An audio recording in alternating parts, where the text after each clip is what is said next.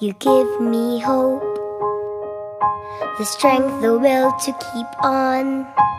No one else can make me feel this way,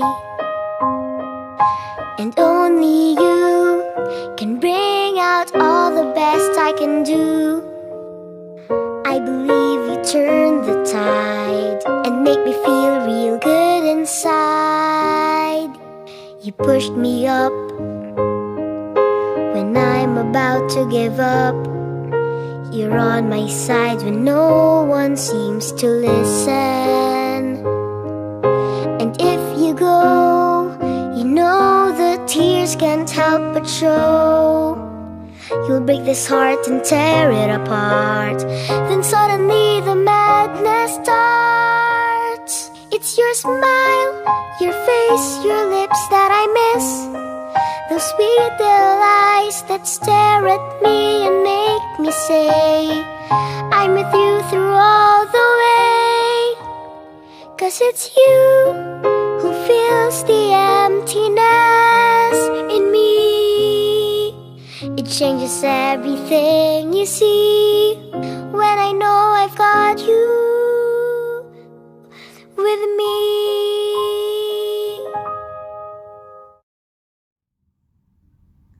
Without a doubt, many Filipinos choose to work abroad solely because of one reason, which is to make a living. Despite of the hardships they have to go through, it does not hinder them from reaching their goal. Knowing that there will be struggles in working abroad, it will surely not be easy. Philippine diaspora is considered to be one of the largest and most dispersed population in the world, having about 2.2 million overseas Filipino workers around the world, and knowing that they have to sacrifice a lot of valuable things in their life, have come for the same reason.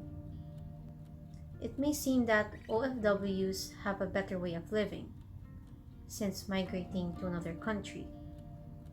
Well, this statement is entirely not true. Not everyone can have the opportunity to become an OFW, but when one does, it is expected that there will be problems they have to go through. Darvin is a literacies and educational performance researcher at the University of British Columbia in Vancouver, Canada. He taught literature, cultural studies, and academic writing at the Ateneo de Manila University in the Philippines before relocating to Canada. In Canada, 92% of those in the live-in caregiver program are Filipino, and because they come through temporary migrant worker arrangements. Mothers are separated from the children on an average of 6 years. Darvin originally wrote this play for an audience of teachers and administrators in Canada who wanted to understand the particular challenges faced by some Filipino students.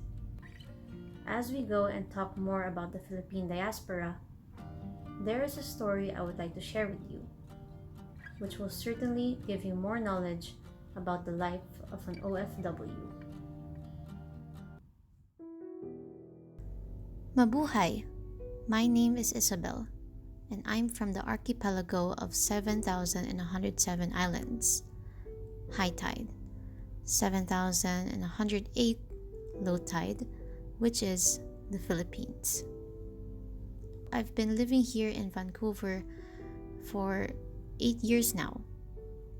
There are many doves, but my favorite is Dove pomegranate. It smells so good. I've been working on the first 2 years here as a live-in caregiver for the Choi family. After another 2 years, I got my permanent residence, and of course, I tried to get my family here right away.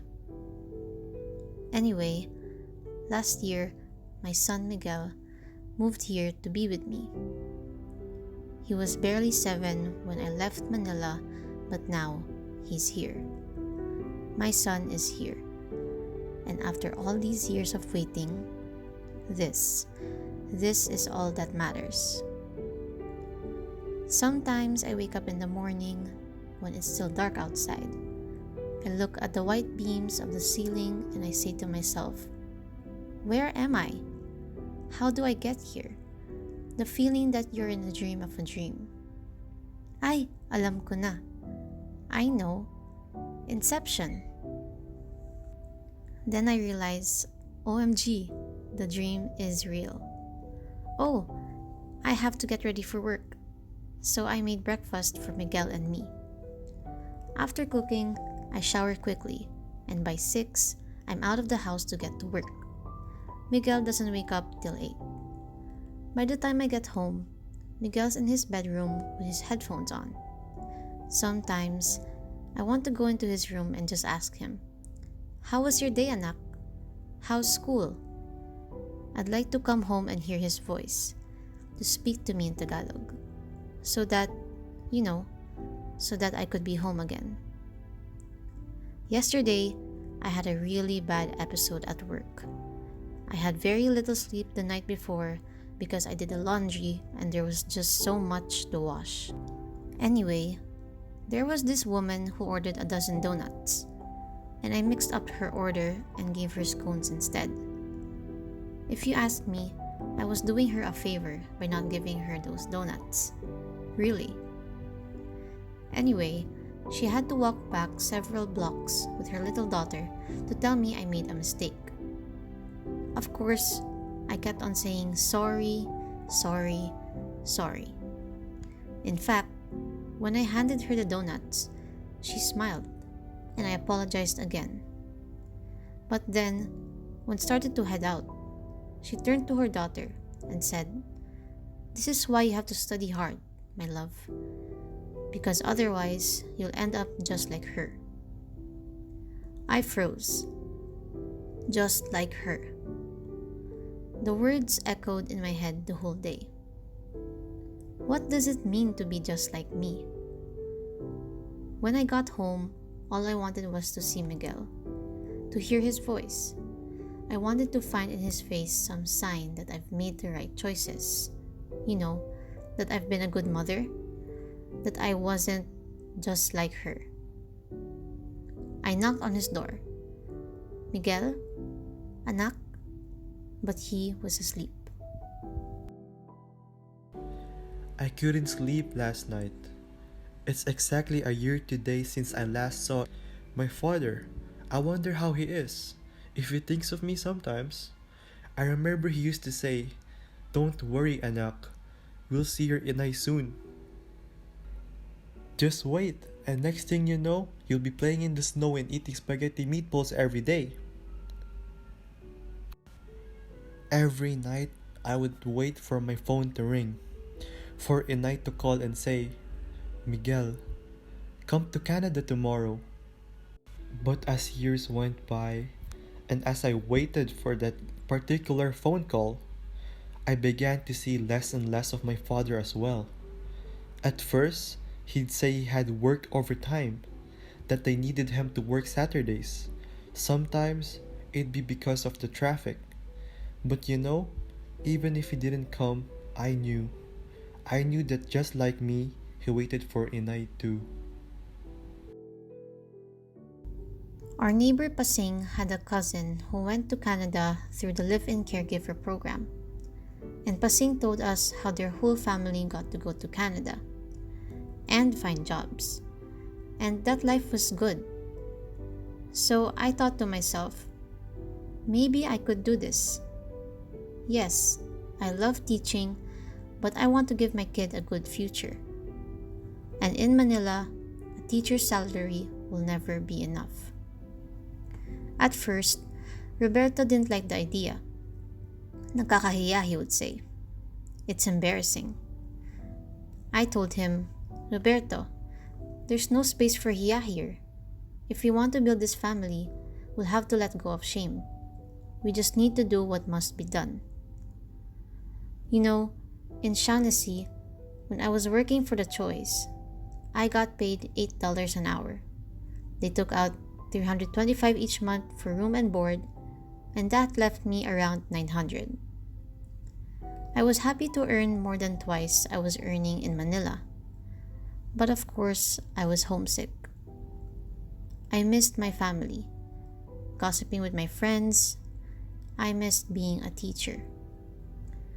Every night before going to bed, I would look at our family picture from the last Christmas I spent in Manila and think about how happy we were. Ano ba, Isabel? What's a little homesickness? This is for your family. This is for Miguel. Everything was new and exciting at first. But then, things changed when Roberto, no matter how hard he tried, couldn't find a job. He didn't want to do something like Tim Hortons. He thought it was beneath him. Nakakahiya, he'd say, and we'd always end up fighting. Because of my 2 jobs, I hardly got to see both of them. I'd be so exhausted when I get home. Many times, Roberto would go 5 blocks away to the house of Kiko, who's also from the same hometown.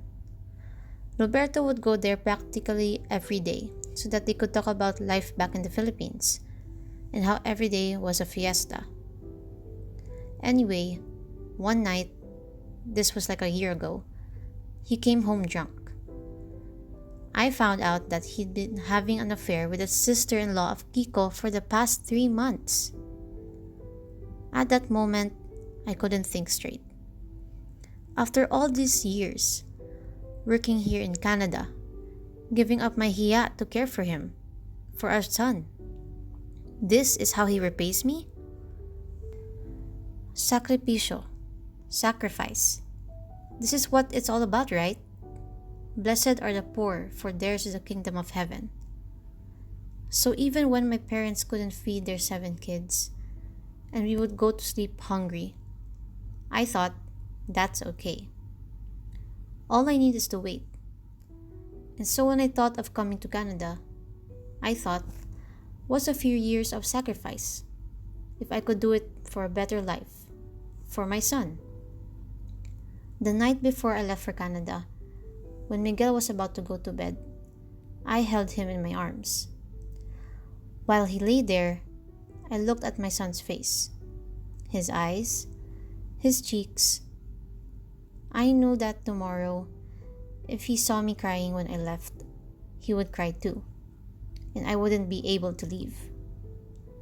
I was crying all the way to the airport. I was crying on the plane. Sometimes I feel I haven't stopped crying since. Soon, anak. Soon. I promise you, life will be better. For you, for both of us. Soon. Just wait, anak. Soon, everything will be alright. Looking through Isabel's point of view, you could really see how challenging it is to be an OFW, especially as a mother. You know, being a mother is one thing, but being an OFW is another.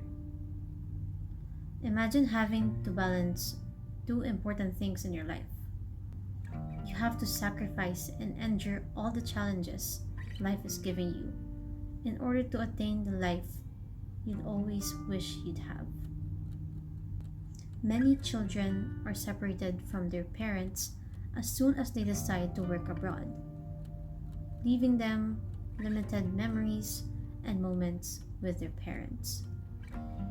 Now, let us watch this video about OFW parents and their children.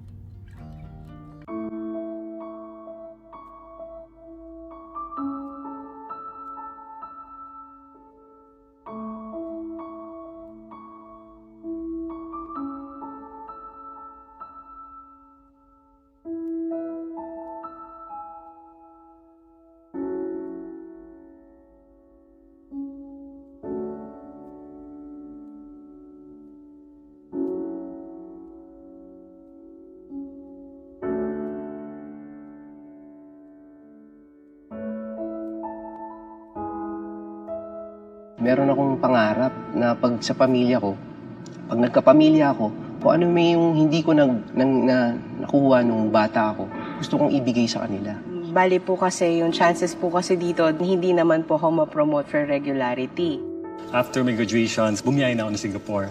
Nandun ang opportunities ko in order for me to, I could say, fight for a living na magbigay ng magandang kinabukasan ng anak namin.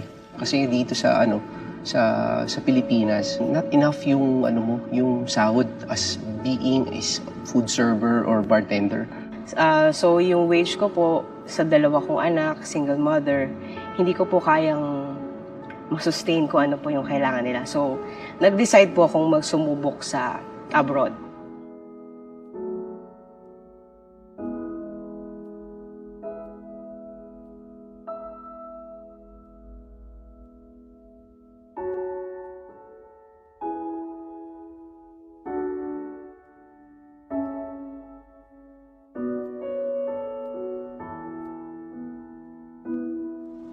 I'm Francis Cher Fernandez. Kian Angela G. Luque po. Ang pangalan ko po ay si Timothy James R. Cortez po. My mom is a flight attendant. I'm very happy for her because she is traveling. How about your dad? He also worked abroad. Excited po siyang umalis po tapos sobrang saya niya po. Sana maging masaya po yung mama ko na magkatrabaho na po. May mga pasalubong ba si Papa ko sa'yo? Yung uli na po yung Xbox po. Yung mga sapatos po. Mamahaling chocolate po tapos yung mga damit po na galing sa ibang bansa. Diaper and pillows. So, anong pakiramdam mo having a mom as a flying steward? How did you feel? Very sad because I cannot see my mother every day. Sometimes I feel that she doesn't love me, but she said that she loved me. Ano po, malungkot po. Ano yung nakakalungkot nun, Tia? Aalis na po si Papa. Yung pagpasok niya po sa airport, lumuha po yung mata ko tapos nalungkot po ako. Gaano kalungkot? Sobra po. Anong magpapasaya sa'yo? Nag-outing po. Sama-sama po kami. Nung nakarating na po siya sa akin, masaya po ako pag nandito po siya sa Pilipinas. I wish that my dad can find a good work here at Philippines and the same as my mother. Sana po, andito na lang siya para kumpleto po kami. Magtrabaho na lang po sa Pilipinas para hindi na po umalis papunta sa iba't ibang lugar po.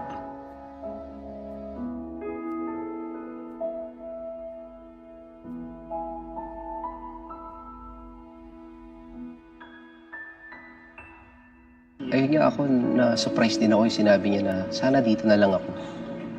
So, sabi ko nga, gustuin ko man, pero wala, di ko pa magawa. Sikip sa dibdib. Na-realize ko na mahal nila ako kasi minsan hindi kami ganun ka-expressive sa salita or minsan kasi pag nasa bahay kami, kulitan lang. Parang kinutok yung puso ko kasi sana nga nandito ako, ganun. Masakit kasi I'm away from her actually. Especially ngayon, narinig ko galing sa kanya. Andun na nga yung na-miss ko yung childhood nila eh. Pati ba naman yung adulthood na magbibenata na sila.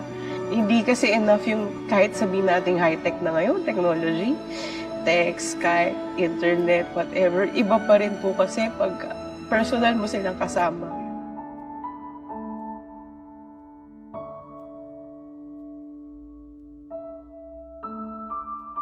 The view.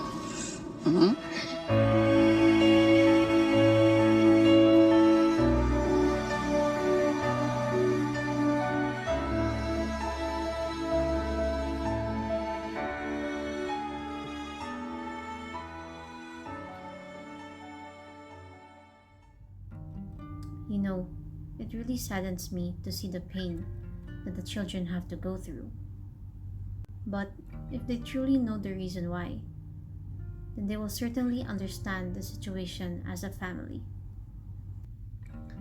Usually, when they are at the right age to understand those things, it will be easier for them to comprehend. But it really hurts to see that these young children have to get used to waiting for the day they reunite with their parents. Wait, wait, wait, wait, wait, wait. Wait, wait, wait, wait, wait, wait, wait. Wait. Wait. Wait. Wait. Wait. Wait! Wait. Wait, wait, wait.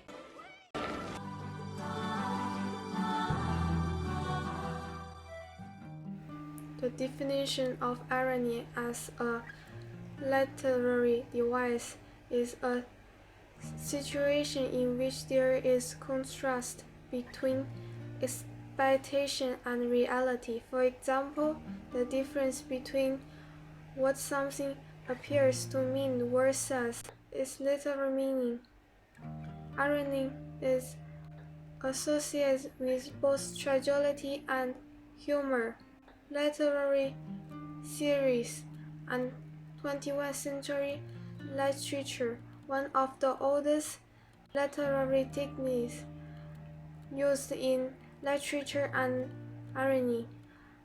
A beginner understanding of irony is when there is a marked difference between what is said and what is meant, as well as what expected and what actually occurs. There are three types of irony found in literature, and there are the following. 1. Verbal irony is when something that is said actually meaning the opposite. Situational irony is when what is expected to happen turns out to be the opposite.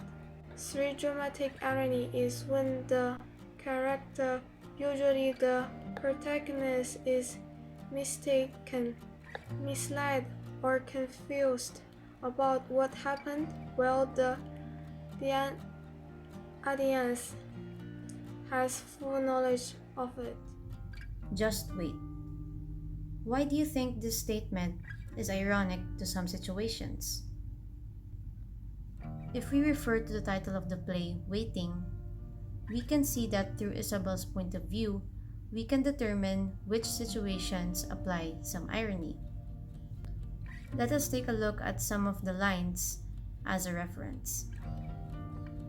As being part of the audience, we can see in this line that Isabel says that she found Miguel asleep.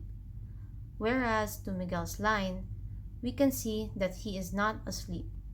In fact, he cannot sleep.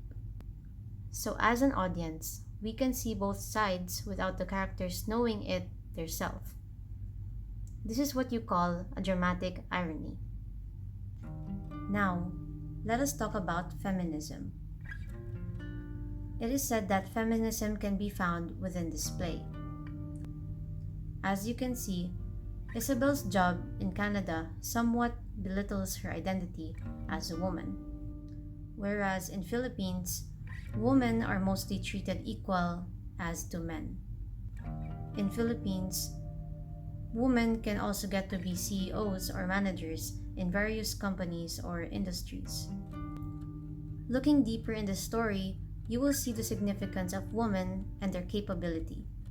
After saying sacrificio, why does Isabel say, "Blessed are the poor, for theirs is the kingdom of heaven"?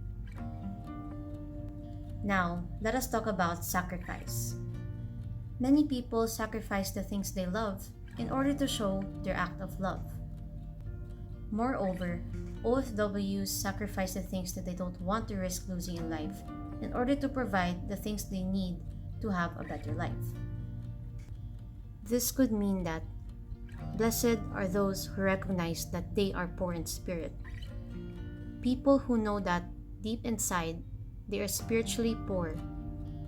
They are the ones who are hungry and in need of God's word. And the reason why this particular scene is uniquely Filipino is due to the fact that Philippines has a large population of the Christian nation. Identity. Who am I? Am I someone people thought I'd be? Or am I someone who I think I should be? Have I done the right things? Have I made the right choices? How I determine myself will determine how I approach life. We don't know what life will bring us. What we know is what we can bring life to. Our identity. Be who you are. Be someone you achieve to be.